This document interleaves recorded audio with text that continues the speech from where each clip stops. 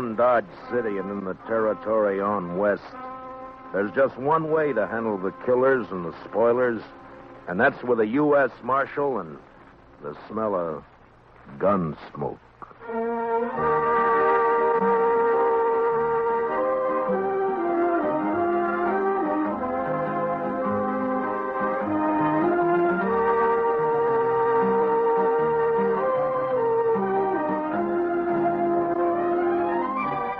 Gunsmoke, starring William Conrad. The story of violence that moved west with young America. The story of a man who moved with it. Matt Dillon, United States Marshal.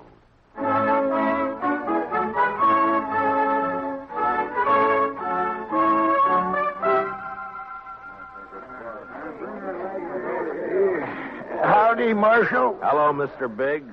Can I give you a hand? No. This is the last batch here.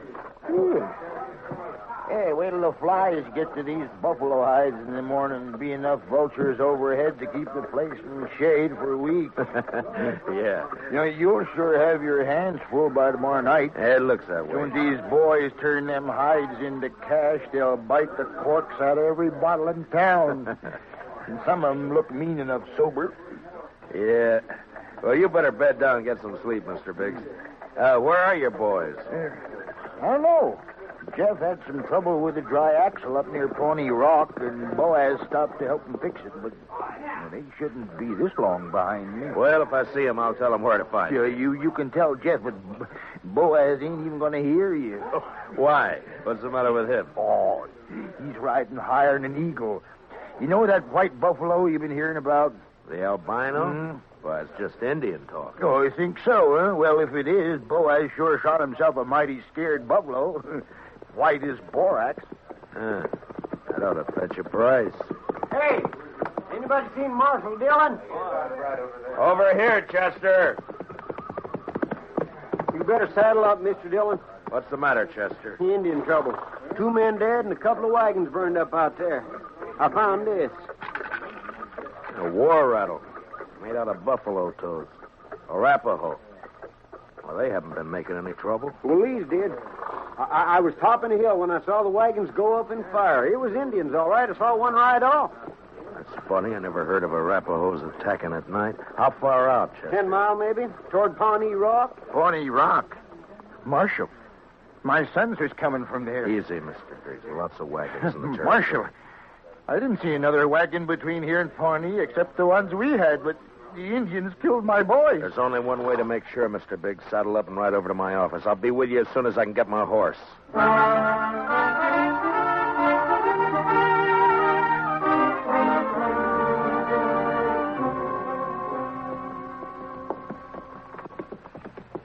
I cut back through those button willows over there when I spotted the wagons being fired. We must be close to it, then. Just over there. Right down yonder. See him? Yeah. I see him. We rode up and dismounted. The last glint of hope in Mr. Biggs' eyes died. His boys were there, all right. And it wasn't nice to see. I'll kill him. I'll get him first. I'll murder every redskin in the territory. We got to bring your sons in, Mr. Biggs. You know what the morning's going to be like. You don't want to leave them out here. Now, come on. Hey, look. Down there by the stream. Yeah, 4 of them. And they're not saddle horses. Mr. Biggs. Mr. Biggs. You recognize those horses down there? Yeah. I know them. Teams belong to Boaz and Jeff. Indians must cut them loose from the wagons before they fired. Doesn't that seem curious to you, Chester? In what way, Mr. Dillon? Why didn't they take the horses with them? Yeah. What are you thinking, Marshal? No burned hides in those wagons. So they stole them. Yeah, they stole them. But Boaz and Jeff both have their rifles there beside them, and the horses are left behind, too. Horses and guns are the first things Indians would go for.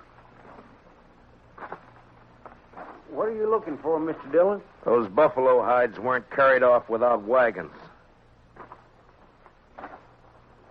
Yeah, here. Marks the 2 other wagons here, and they're fresh. I didn't see any other wagons, only these. Well, they'd finished and gone before you got here, Chester.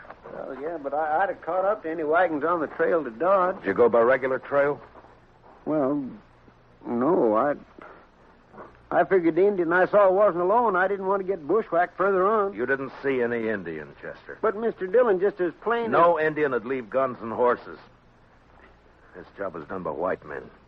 It didn't take anything that could be recognized or identified. You mean somebody's in Dodge by now? With the hides my boys worked and sweated to get?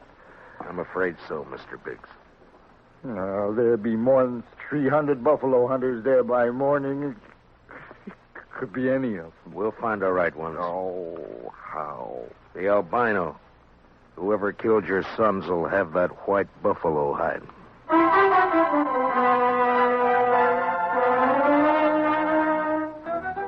It was almost sunup when we got back to town, and more wagons had jammed the main street lining up for the unloading barns. I rode down the line, looking them over one by one. Howdy, Marshal. Some of the men would take their money, drink it up, and drift away. Few would stay long enough to be buried on Boot Hill. Then suddenly a wagon driver up ahead pulled out a line. Oh, hey, wait a minute, Jim. Oh, hold it there. Take your hands on that team. I'll take my hands off as soon as you get back to your place. Oh, I'm tired of waiting now. Let go of that bit, mister. Don't do that, stranger. Get your hand away from that gun. Well, now, knows any law around you. There is, so don't try making your own. You got no right grabbing my team. I got plenty right when he tries to horn in front of me, Marshal. That's a lie, Marshal. He cut Never his mind. blood. You both want to cool your heads out in jail? Now, what's your name? Tennessee's good enough. A lot of people from Tennessee coming into the territory. Most of them are pretty peaceful. That sounds like you're saying I'm not. You move pretty fast for that gun. Man can lose his temper. You lost yours 4 times, according to the notches you've carved into that gun butt, but don't try for number 5, not here. How about you? What do you call? Charlie Kell. Charlie Kell, huh? They ever call you Chuck? No, Heard of a Chuck Kell a couple of years back, come from Kentucky. not me. Man I heard about was a gunfighter, so he never wore gloves. See, you don't either. It's pretty rough on the hands. Thanks, Marshal. I'll make sure to take better care of him. Yeah, do that. I'll be around a while, Marshal. Maybe we can have another talk. Anytime. They'd need watching. But what I wanted now was a white buffalo hide. Searching the wagons wouldn't do. There wasn't time, and a search had let the killers know that something in the hides they'd stolen could be identified. The time to find out would be when the buyers checked them. I got Biggs and Chester to cover 2 of the unloading barns, and I covered the 3rd one. And then finally daylight came, and the haggling started. Son, you want to sell those hides? Better learn how to handle your skinning knife a little better. They're as good as any. They're full of holes, they ain't. Give you $4 a hide for the bunch. You gave that last fellow 8. He looked tougher than you. 6. I'll take 6. 4. Take it or leave it. You think you can rob me, mister? Watch your mouth, boy. Here, none of that. Let me go! Easy, son. Go! Let me have that gun just so you won't be tempted. There, that's better. Give me that. Give it back. You can pick it up at my office whenever you're ready to leave town. Yeah, you look like a city boy to me. Where are you from? St. Louis? None of your business. When something's got you beat, son, there's no shame to admitting it and going home. Sometimes that takes a real man. Don't tell me what to do. Why don't you watch your own job? Why don't you leave me alone, Marshal? I ain't got a white buffalo hide. What'd you say, boy? You heard me. What do you know about a white buffalo hide? What everybody else knows. That you're looking for one. Everybody in town knows it. How? Because the old man whose sons were bushwhacked is all liquored up over at the other barn, shooting off his mouth.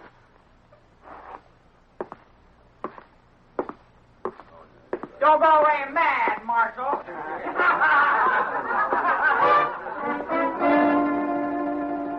Mr. Biggs wasn't at the barn where I'd left him. I cut through an alley to Front Street and headed for the saloons. I never got to him. Mr. Dillon? Mr. Dillon? What's the matter, Chester? Old man Biggs. Where is he? I'm looking for him.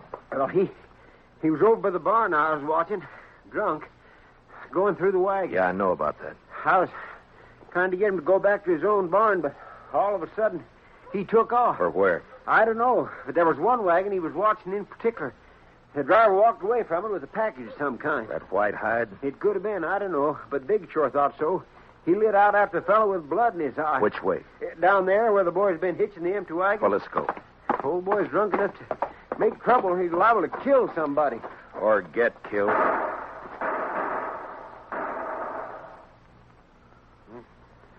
Too late, Mr. Dillon. Yeah. It came from there behind that row of wagons. You stay here, Chester. Be careful, Mr. Dillon. When I rounded the corner wagon, Mr. Biggs was sprawled across a wagon tongue, his eyes dead and open, staring at the ground. And standing over him was Tennessee, a smile on his face, and his gun extended to me butt first. Looks like I'm in the mighty trouble, Marshal. He's dead, Tennessee. That's more than a mite.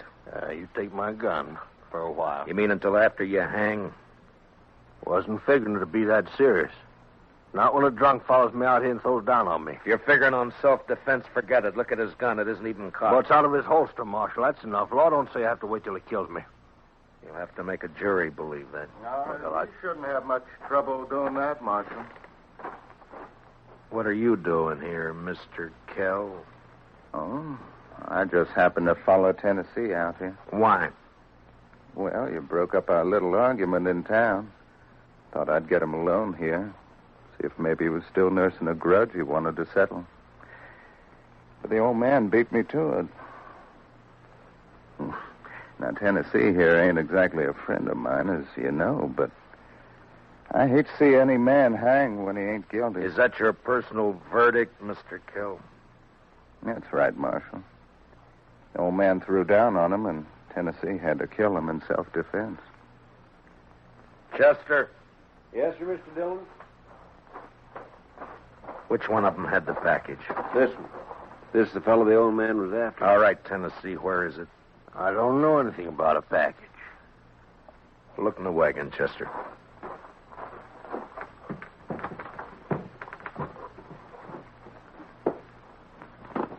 See anything?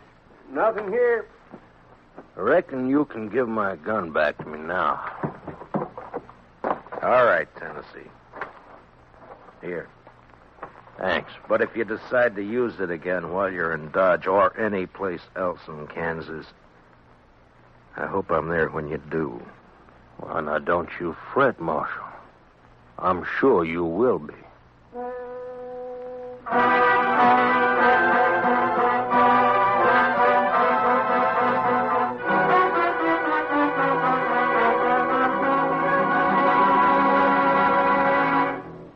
We will return for the second act of Gunsmoke in just a moment.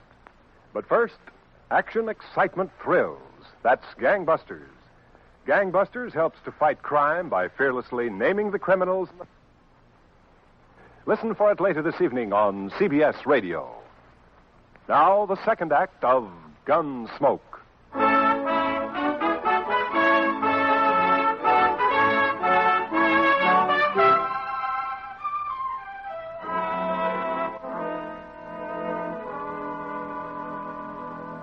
Just before sundown, we buried old man Biggs and his two sons up on Boot Hill. By the time the service was over and I rode down, darkness had fallen, Everything was going full blast. The town was roaring. Seemed like a good man, old Biggs. He was, Chester.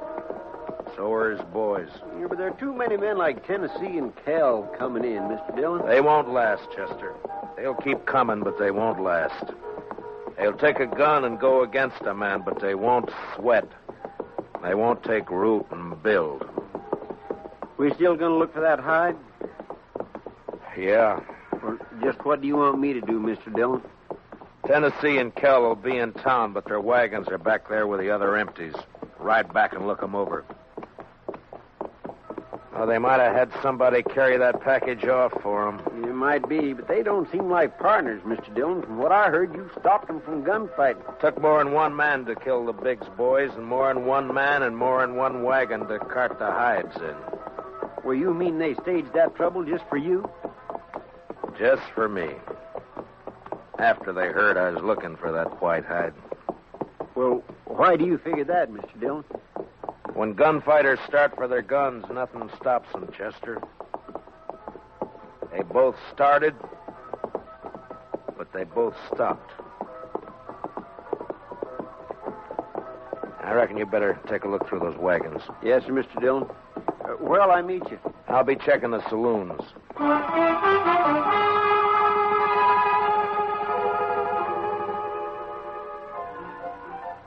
One by one, I made the stops. The Long Branch, the Alafraganza, the Texas Trail. And one by one, they got quieter as I went in. As though each place was holding its breath, waiting for something to happen. The last place was a Mexican hangout. A long, dark walk.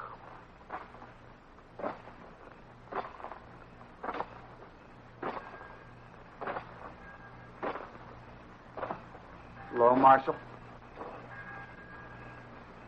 Can't see me, can you, Marshal? No. No, I can't see you, son. Too bad. Because I got another gun. They sell them around here. And I ain't going back to St. Louis. You'll fire once, son, and if you don't kill me with that, and I'll kill you. I'll gamble on that, Marshal. Marshal!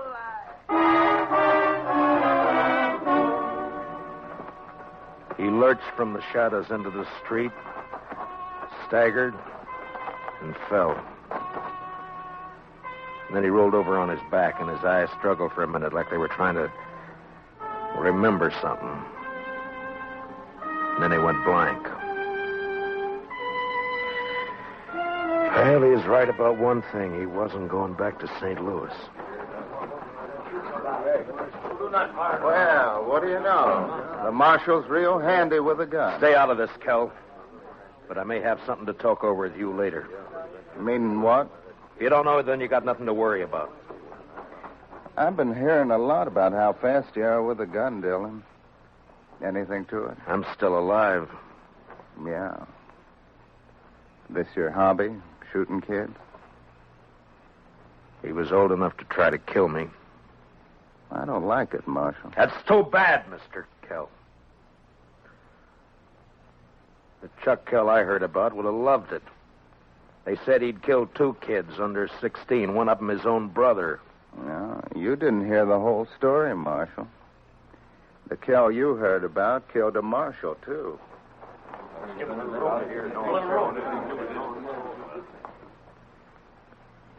You made the bid, Mr. Kell. And you got a gun. Use it or I'll take it away from you. Come and get it. Anytime. Here it is.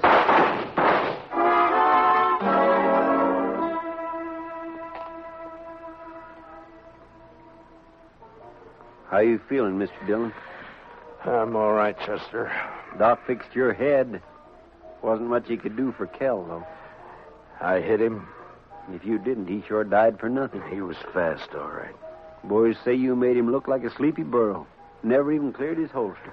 And my head says different. You didn't get that from Cal. What do you mean? Tennessee was up the street with a rifle. He creased you. Huh? Where is he now? I don't know, Mr. Dillon. He rode out of town before I could stop him. I was the only one who saw him. I was coming up street to find you. All right. Let's get out of here. Did you find anything in the wagons? No, sir. But I found Tennessee's wife. Wife? That's right, Mr. Dillon. In a small wagon next to his. He's a squaw man. His wife's an Indian girl. Well, let's find her.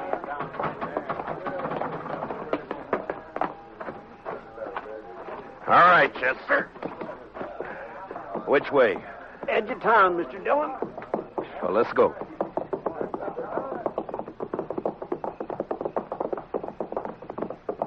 You talked to the wife? Yes, sir. Found out Tennessee and Kel were friends, all right. They left her here night before last and arranged to meet her here today. She said they were driving empty wagons when they left her. Ask her what tribe she belonged to? Didn't have to ask, Mr. Dillon. I could tell by her beads. She's an Arapaho.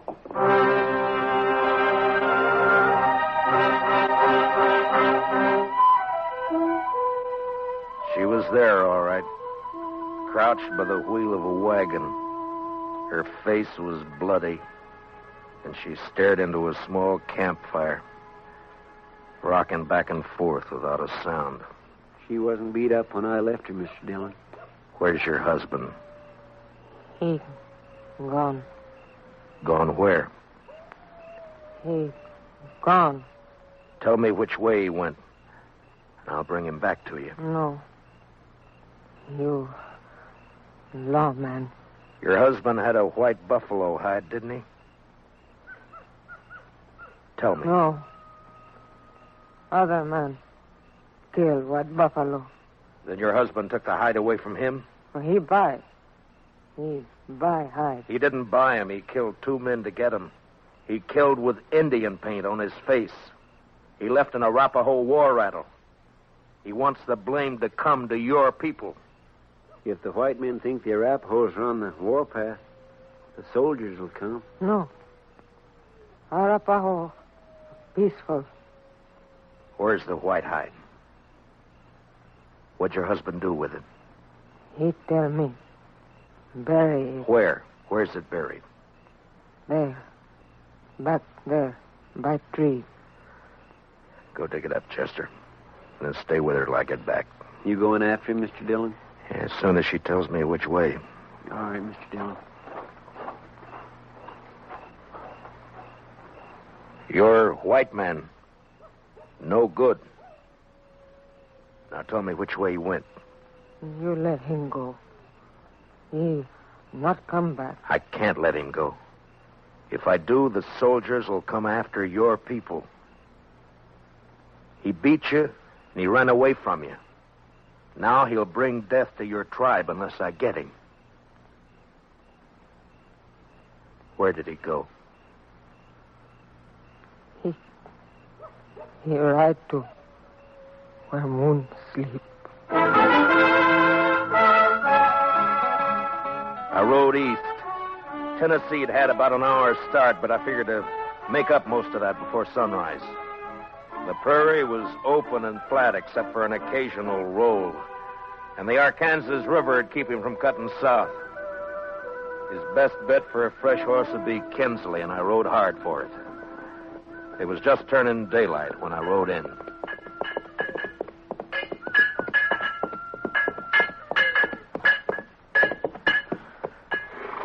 Well, howdy, Marshal. Morning. Good morning. Got a place I can water my horse? Trough right there. Just let him loose. He'll find it. Thank you. Looks like you come a long way. Dodge. Another fella here just a few minutes ago been riding hard, too. He come from up Pawnee way, though. Tall, dark, riding a vinegar roan? Yeah, that's right. You get a fresh horse here? Had to send my boy out the corral to get one for him. He'll be back soon. You mean he's still here in town? Yeah. Asked about breakfast, so I sent him over to the Widow Hilliard's place. Right over there, across the road. Thank you. I'll be back. Say, you after that fella, Marshal?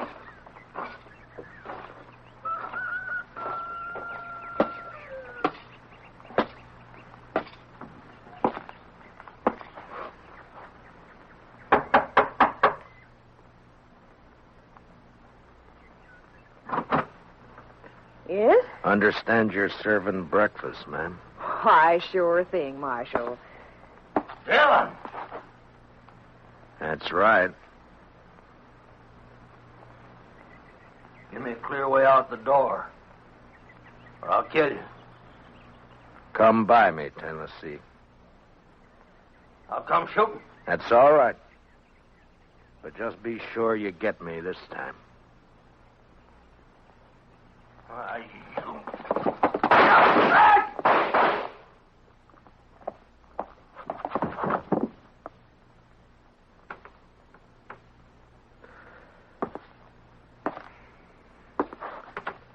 You hurt, ma'am? No, I'm all right, Marshal. He looks kind of dead. Yeah. Bad one, huh? Yes'm. Gunfighter. Thief. Killer. What's your name, Marshal? Dillon, ma'am. Matt Dillon. I'm sorry about Marshal. When my husband brought me out here 15 years ago, Indians burned this place down 3 times. I'm used to killing. You want to carry him out? I'll go fix you that breakfast.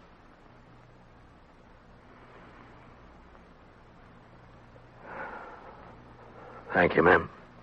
It's a long ride back to Dodge.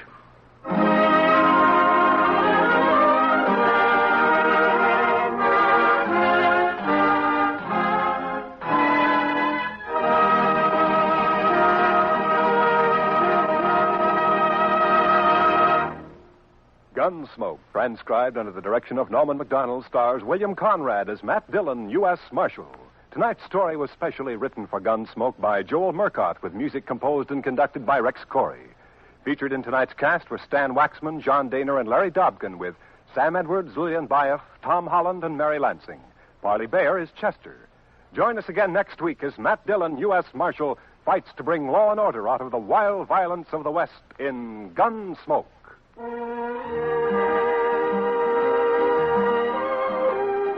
Something new in CBS Radio Newsroom coverage, World News with Robert Trout presents as a special weekly feature an interview with a crack CBS Radio News correspondent.